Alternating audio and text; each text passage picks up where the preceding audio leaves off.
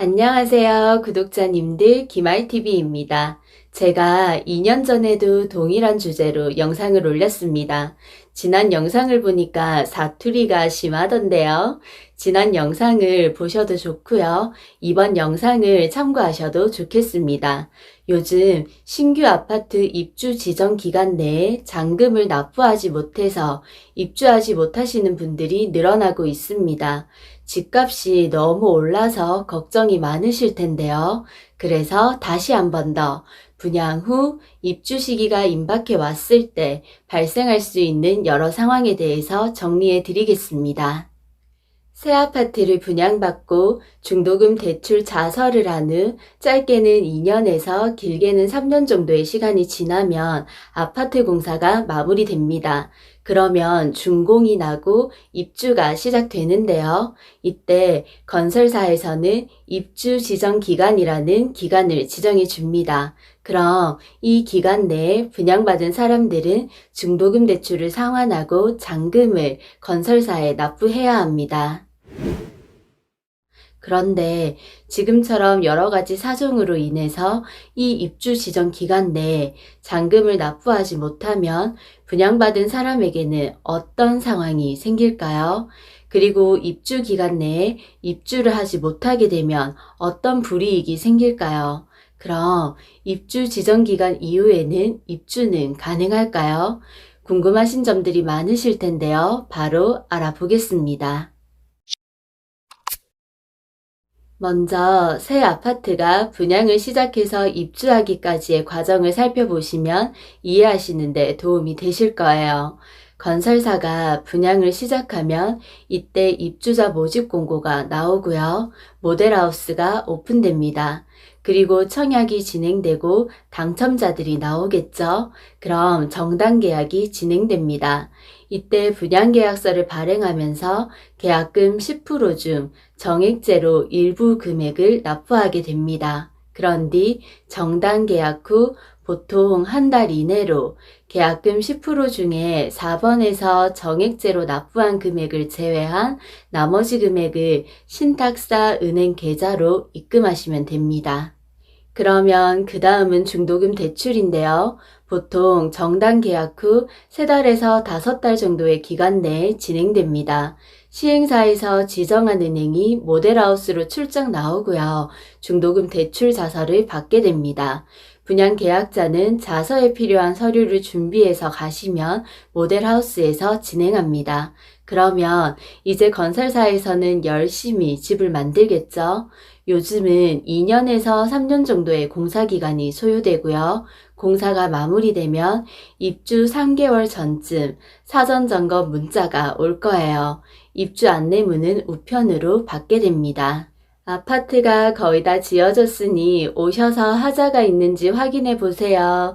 이런 의미로 집이 잘 지어졌는지 둘러보라고 열어주는 기간입니다.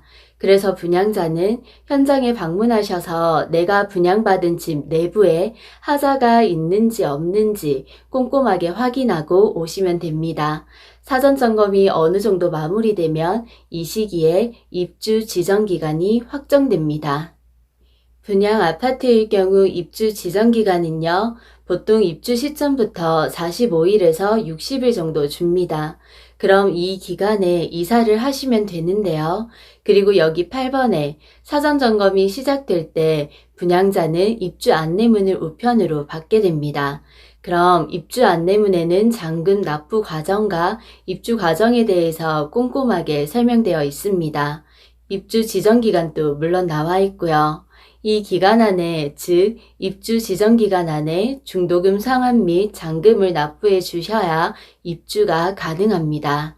지금 여러분들은 어떤 상황이세요? 아마 여러 상황이 있을 텐데요.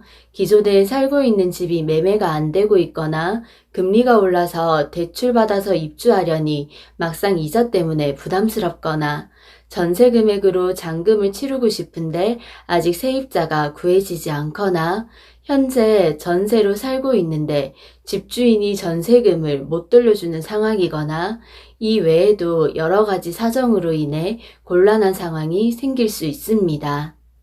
예를 들어 우리가 건설사에 납부하는 금액은요, 분양가로만 본다면 기간에 따라서 계약금, 중도금, 잔금으로 나눠지게 됩니다.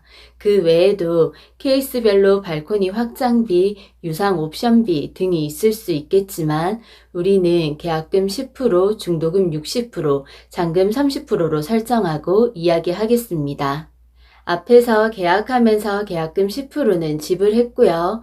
그러면 입주하면서 중도금 60% 상환과 나머지 잔금 30%를 납부하셔야 열세를 받을 수 있습니다.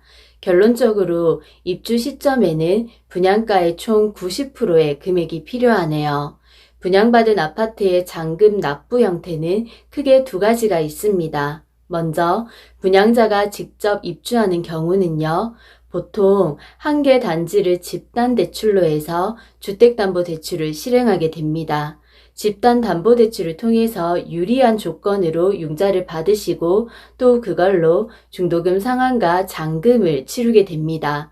이율이 낮은 것이 특징이고요. 지역에 따른 LTV, DSR, 개인이 보유하고 있는 주택수, 분양가 금액에 따라서 주택담보대출을 받을 수 있는 금액이 줄어들 수도 있습니다. 그래서 이건 사전 점검 때 가시면 은행에서도 아파트로 출장을 나와요. 자리를 딱 잡고 있기 때문에 궁금하신 분들은 그때 상담을 받아보셔도 됩니다.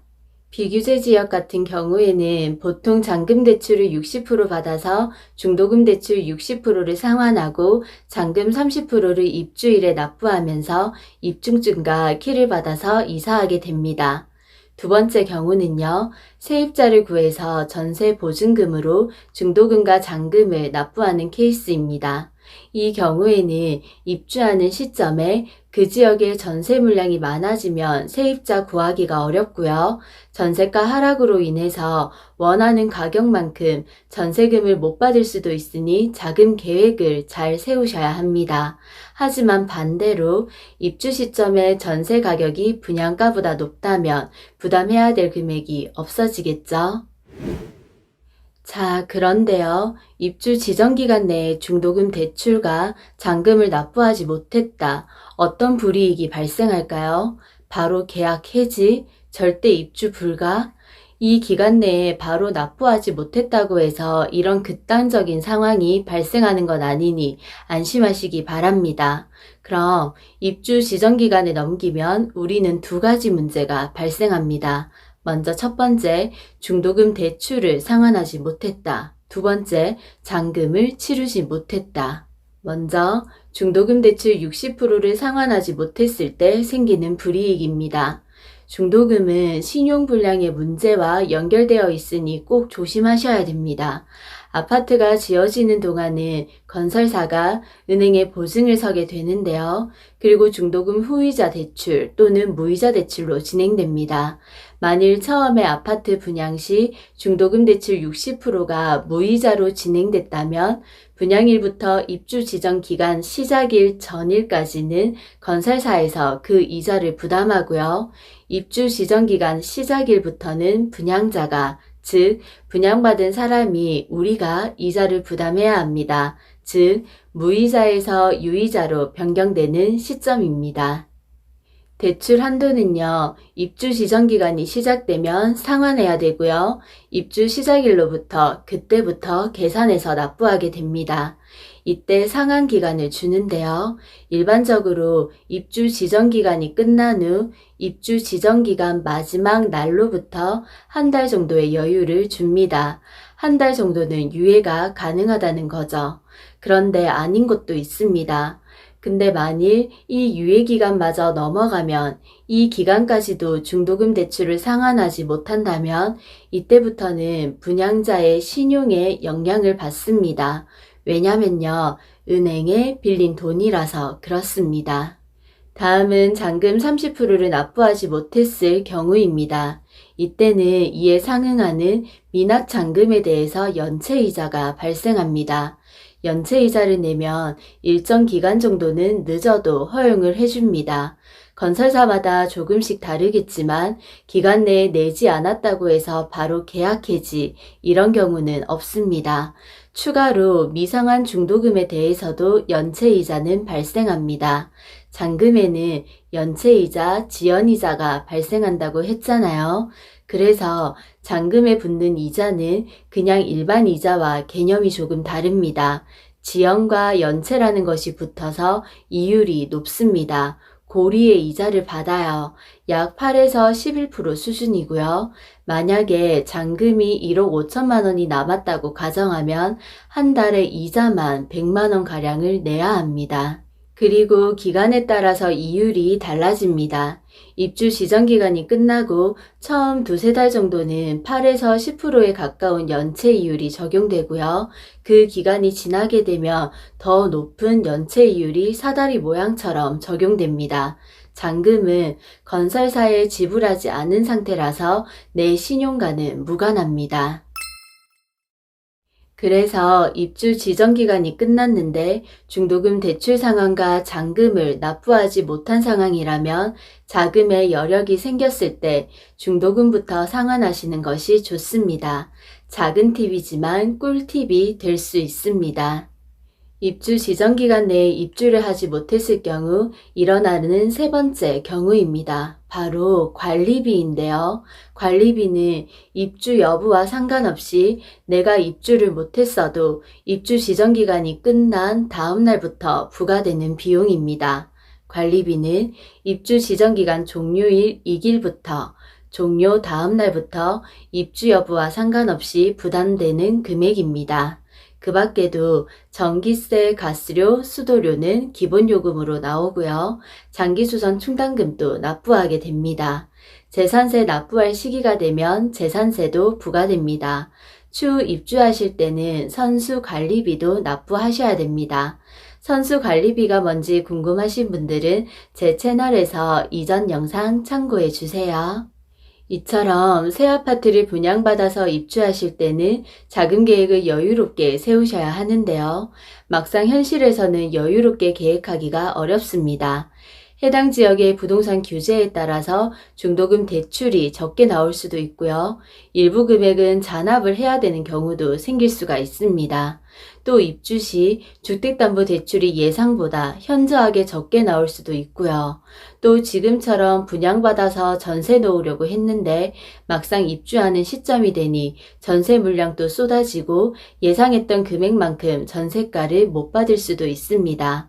그래서 이렇게 부동산 시장은 전세 시장의 수급 상황이나 규제 지역의 경우 대출 규제 등으로 여러 가지 변수로 인해서 곤란한 상황이 생길 수 있기 때문에 늘 미리미리 알아보시고 만일에 대비하시는 것이 좋습니다.